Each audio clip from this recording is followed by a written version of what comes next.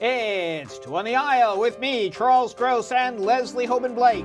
Tonight, reviews of The King and I, The Tempest, Bombshell, and It Should Have Been You. Ladies and gentlemen, welcome to Two on the Aisle. Hi, Charlie. How are you? You, Leslie. It's summer. It's full blast summer. Yes. we took our Tony break. Yeah. And now we're back, and there is some really nice stuff out there. Well, some of it, unfortunately, isn't even running right now. But yes, there's some nice stuff out there. Well, let's talk about The King and I. This is running. Rodgers and Hammerstein. It's running, and I suspect it's going to run for a long time at Lincoln Center. The Rodgers and Hammerstein Classic, one of my personal favorites of the work, one of my old-time favorite musicals, and Kelli O'Hara, who seems to, I think they must have an apartment for her at the theater, the Lincoln Center, because she's just there so often with it. As and of course, Rodgers and Hammerstein are going to buy her a house. Well, she's already bought them several, their children several, or their grandchildren several, I'm sure. Anyway, this is, of course, the story of Anna Leon Owens, who comes to Siam to be the teacher of the king, to the children of the King of Siam. Songs like "Getting to Know You," "When I Whistle a Happy Tune," is a puzzlement, and this is an incredible production. You notice this right off, because you come in and you see there's an orchestra in the pit. It's actually in the theater. It's not in across the street. Mm-hmm. That's wonderful. The score sounds incredible. Kelli O'Hara, who won a Tony for this, has never been better, and that is saying something. Plus you have, hold on. We have Ken Watanabe, Wantanabe. Now that gets to be the problem. Well, we didn't say there was a problem. It's more of a puzzlement, I think.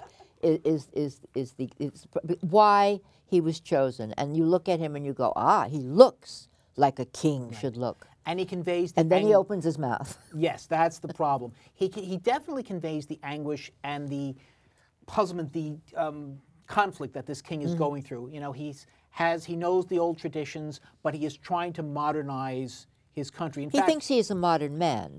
And he thinks he is an intellectual, and he thinks he is a scientist, and all the things, because he's read Western literature, or as much of it as he can. And the interesting thing, in real life, this king was an intellectual, and he was an astronomer. Excuse me. He correctly predicted an eclipse in Siam. And interestingly, you know, they show when the Prime Minister, the Krahalami, comes to meet Anna and her son, he's not wearing a shirt. And that was because in the court of the king, no one wore shirts so that they could not conceal a weapon. Well, but this king ended that, so it's a little ironic that they portray it. Well, the thing is that it's based on Anna Leon Owens' book. I mean, this is her biography. Her biography, and there was also an Irene Dunn movie of it without music called Rex Harrison. With Rex Harrison, and much closer to the real story. I mean, this brings in the Tuptim story and the others that are not as important, but make for good songs. Right. And but again, the problem is this king who speaks and he swallows his words. I directed the show. I know the lines. I had trouble knowing what he was saying. I mean, I really couldn't follow it. It wasn't that he swallowed them. He garbled them. It's not his fault. The man is Japanese, and he was not there. There is a way of teaching someone to work. What's the word? Phonetically, but. Obviously, he either didn't have the ear or nobody thought to teach him that way. And he can't sing. And the king only has one real song, which in this production they've cut in half. It's a song speak, though. It's a song, but Yul Brynner didn't sing. No. But Yul Brynner could hit the mark. Exactly. He cannot. That said, he still makes a very imposing king, and he has his moments. Certainly, certainly he can do the "Shall We Dance." And I agree with you totally about Kelli. If anything, this is the role she was born to play. Yes. Because the last once or twice she hasn't hit. Since Nellie Forbush, for me, she hasn't quite hit the mark with Visions of Madison County. I was not with her. But here she was born to play this, and she's just luscious. And I like this better than South Pacific. And she's at a luscious place. But here's the problem, and I adore Bartlett Sher, the director. I adore the man, and I know how difficult a show this is to direct. Okay, he does a beautiful job, but what it is it's a pageant. It's dead. There's no heart to it. There's no warmth to it. There's no sex appeal to it. When he puts his hand on her, when Yul Brynner touched Deborah Carr in the movie. I got an electric shock. There wasn't any of that here. And I don't know where to put the blame because and Bartlett has been doing opera, and I think that's the problem.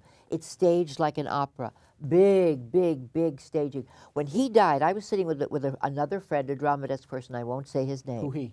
I was sitting with another friend when the king dies. I'm not giving anything away to say the king dies at the end. The king dies at the end, folks. That's the end of the story. Right. But the point that I was going to make is that my friend was going, when is he going to die already? When is he going to die? And he was someone who loved the show as much as I do. The second act dragged. And the wonderful thing about the young boy coming forward to take over being king, and all of those things got mushed together. The king is lying on his bed, and so much stuff is happening around him that I don't think anybody... It looked like he was going to sleep for a nap.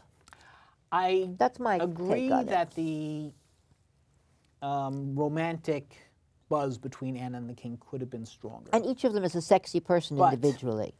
But I like this production. Okay. I had a wonderful time. I like Ruthie Ann Miles as the king's head wife, Lady Thiang. Excellent. I think she won a Tony for that role. Did. The staging of The Small House of Uncle Thomas, the ballet. This is based on the Jerry Robbins choreography recreated by Christopher Gottlieb. Jerome Robbins, yes. Jerome Robbins. Did I say Jerry? You said a whole other name. It's okay. Fabulous, really. And I had a wonderful time with this production.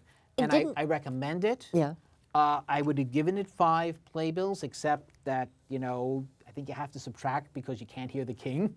So I am going to give it 4.5, and I do recommend it. And I, with great sorrow, am going to give it a 3.75. I can't go higher than that. Before we go, we do have some scenes from the show we do. can't go. We do, and they're going to look lovely.